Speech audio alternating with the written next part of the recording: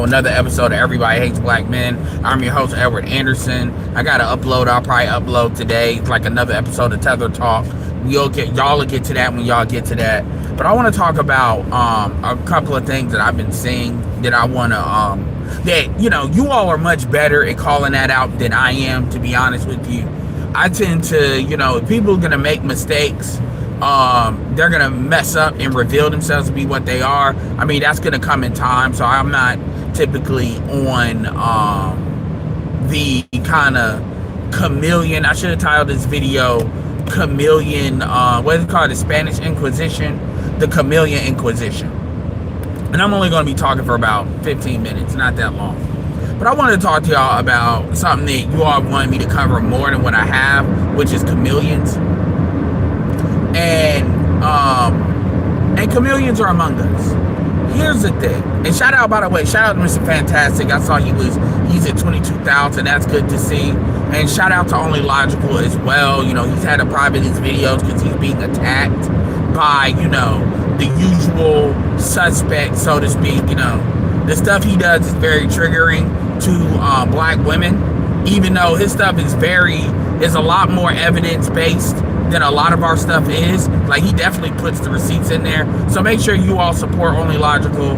Hopefully he gets an email list or something like that, because he's gonna have to have like backups in case they come for his stuff. I would probably say to get an email list versus a Rumble, but Rumble is always good to have your stuff like archived over there just in case. Anyway, so shout out to him. Also, shout out to Obsidian. Obsidian has a new channel I've been told from like After Hours with Obsidian. So make sure y'all check that out. Obsidian has done a lot, for better or for worse. And, I definitely don't, if you know what I think about him, good, bad, ugly, all that. So definitely support him and get his stuff up there, especially with the kind of way stuff is. That being said, let's talk chameleons. Let's keep it. There's two. I've said this before. I'm gonna say this again. There's two sides. There's the activist side, and then there is the you want to make money side.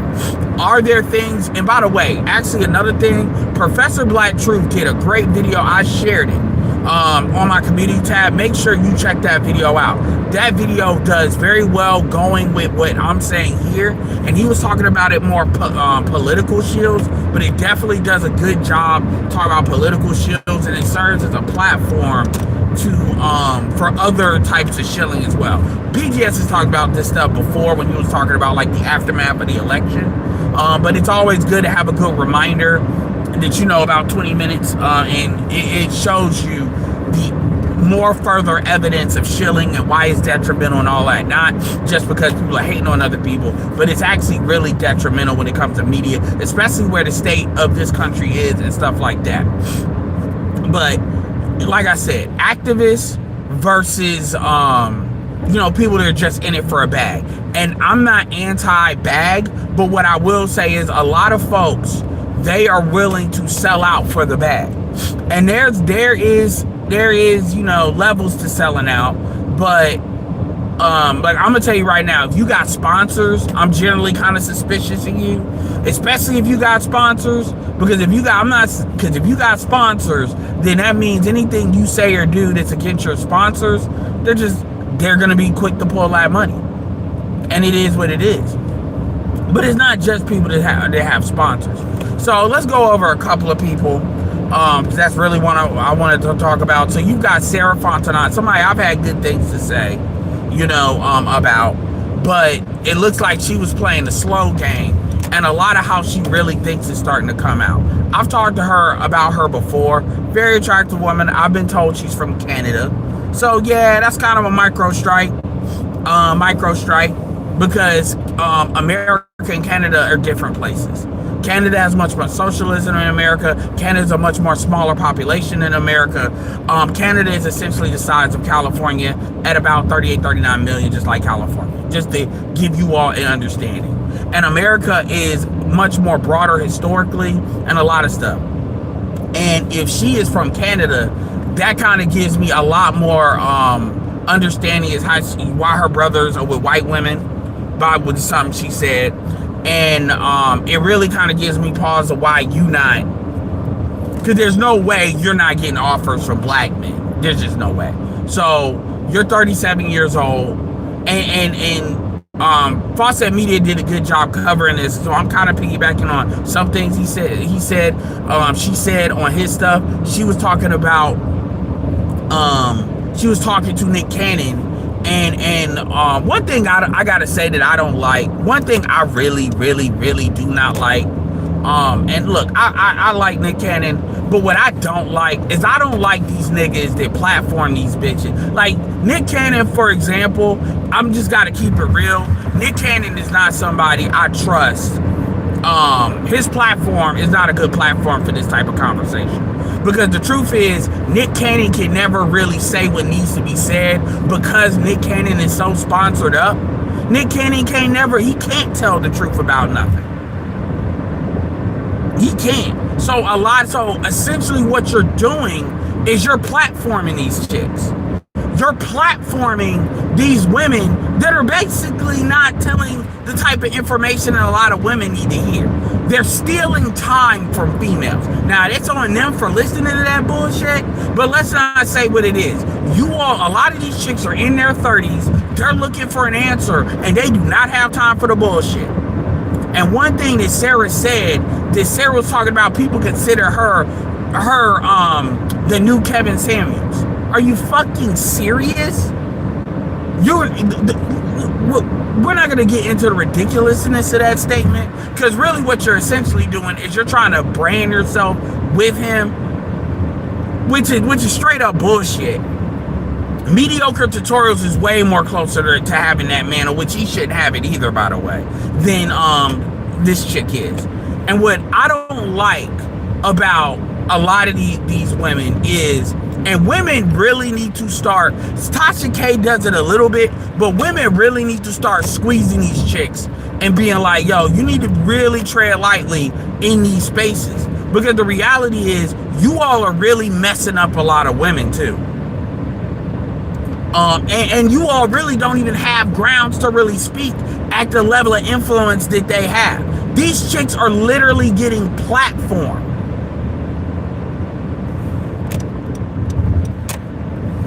They're getting platformed. Yeah, some of them got a good amount of social media, but they're being put out there. And Nick Cannon really needs to be more fucking responsible. If you're not gonna push back on these bitches, then motherfucker, these hoes need to have something to say. Because that's on you too. You platform Cheyenne Bryant, you platform this chick. See, this is what motherfuckers were saying that they were accusing the Manosphere of doing for Pearl, by the way. And the reality is, Sarah is not, like, you're not really willing to say anything that is gonna get you hated. Kevin was willing to tell the truth, even though he was hated for it. None of y'all are willing to do that. None of y'all are willing to go that far. So for you to sit here and just boldly say you're the new Kevin Samuels, these chicks don't hate you. Because that's what separates Kevin. Kevin was willing to tell the truth, even if it cost him a bag. He just so happened to got the bag. You all are not willing to do that. And at the end of the day, you are a 37-year-old female, very, very attractive. You do not have the colorism card. You do not have the cultural card, because if you're from Canada, that means you don't have a lot of Keisha tendencies. So my thing is, where is your man at? Like, straight like that. Because you're 37. The clock is run out. Kevin would say that you were supposed to be in the outlet mall. Kevin would be telling you, you need to be an executive wife. That's what you're supposed to be trying to do. But instead, you're out here basically the blind leading the blind. This is the same stuff Melanie King. See, the difference with Melanie King, at the very least, Melanie King has children and was married. At least Melanie King can say that. At least Melanie King can say, I made money on YouTube without ever talking about any of this shit. And I told you all before, and I'm going to tell you again, a lot of women because women are so intensely on this type of stuff, a lot of women come from like the business internet world, and they kind of dabble in this because there's money in it. Like, for real. Another person I want to talk about is, what's her name? The chick that's married to Gilbert. That she did the Pineapple Show. She's a low-key chameleon. She tried to go at mediocre, which, by the way, doesn't do nothing but help mediocre. By the way. And she tried to Melly. She tried to say mediocre was using her. Do I know the situation? No, I don't know the situation. But what I do know is the reality is both of you all are large content creators. He's larger than you. Although Melly does have other stuff other than the internet she does. And you all collaborated. If you're going to say somebody used you, you need to get more specific on that. And at the end of the day, he didn't use you so bad that you wasn't able to get with Gilbert. Which, let's be real, Gilbert was looking to settle down, and she happened to be right place, right time, and she did not fumble it. But it's not like she could. Let's just be real about that. But you got a lot of these chicks that, you know, and this is the same thing Six did with Kevin, by the way. That they'll throw women under the bus because they're not trying to fuck up their current situation or something like that. And the thing about Mel is, part of being accountable, when you sit here and you try to deflect blame by throwing somebody else under the bus, that's not an accountable person. That's not what accountability does. Pearl did this same, like, Pearl had a little bit more of a case to make on mediocre because how mediocre threw her under the bus. Although I completely understand why he did that, because at the end of the day, like, when y'all play with some of this racial shit, that's a dangerous game. It is. But with you, like, that's crazy. That's crazy. So just be mindful. Like I said, you know, a lot of y'all want to do, like, the thing about chameleons should always be deplatformed. But I don't have this thing like, oh, you got to a certain point and now you can't be messed with. It's impossible to get you. That's not true. A lot of these chicks are just one or two mistakes away from really being messed up. And so it is what it is. But a lot of what men need to really learn how to do is develop leverage and, yeah, scrutinize. But the problem is, because black men don't really have leverage, and part of that leverage is a lot of dudes need to stop simping. To me, a lot of y'all dudes that really support a lot of these dating shows, unless it's content related, that's one thing. But if y'all really looking at that shit is kind of goofy to me. Because there is very few dudes that are running that. For example, DDG and Deshae, content creator I've recently saw, they're doing a quote unquote love show or whatever. It's one thing to support that, but when y'all be supporting these females, a lot of y'all are building them up and boosting them up by supporting these shows.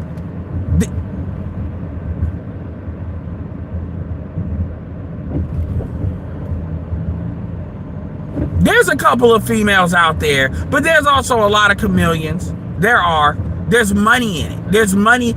Kevin proved that there's money in quote unquote pandering to men. And once these women realize that, because you didn't see none of these bitches before.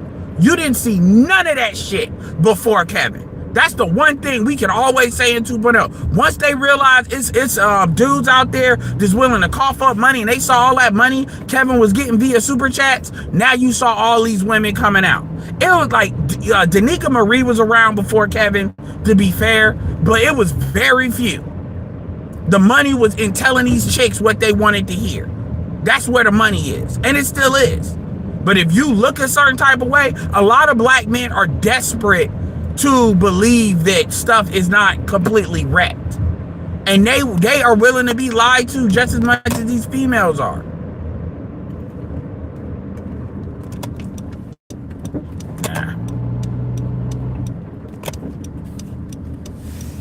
So you know, if one of these chicks say some wreck, like Sadia Khan is another chick that she wasn't a panderer, but Sadia Khan is another chick this that got exposed.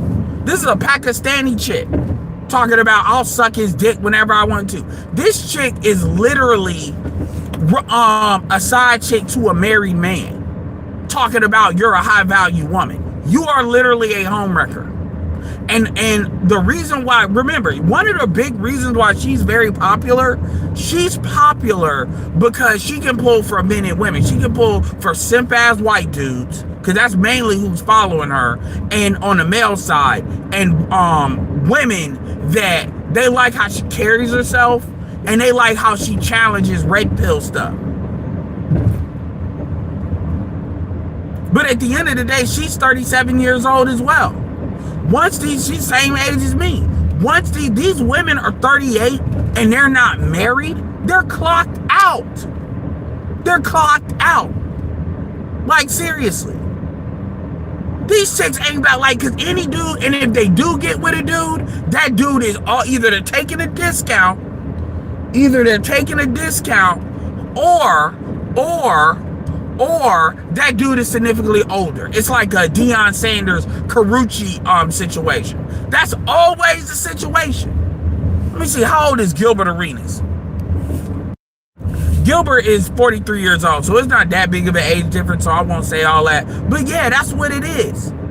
And so when you see these chicks in their 30s, they either got to go 5, 6, 10 years, especially if you're dealing with dudes that's got bread. They either got to go 10 years up, where dudes ain't trying to date too young, but they trying to date younger. So whenever they're in that 35, like 34 to 38 market, that's really the only move. Or they're taking a discount somewhere. They're taking a discount on height, on money, on looks. And if they taking a discount on looks, they're cheating. We know what that is. Because regardless what these women say, these women's coochies never turn off. Remember, when the women's sex drive a lot of times goes up after menopause. So you really think these chicks are putting that pussy on a shelf? It's one thing if you got a legit deal with somebody, but if you got a deal with somebody, ain't no point like in getting married, because now you're exposed to alimony.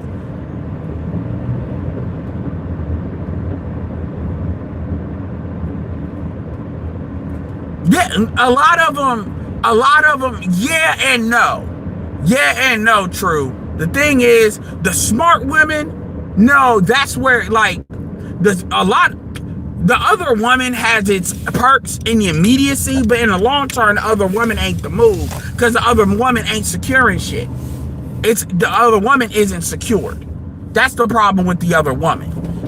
So in the long run, like, once you get in your 40s and 40s, the other woman is not the move.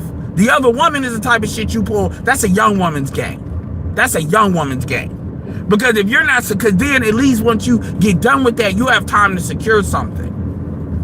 Ain't nobody trying to get no old bitch pregnant. Nelly and that worked with Ashanti because Nelly had love for Ashanti. That's why that worked.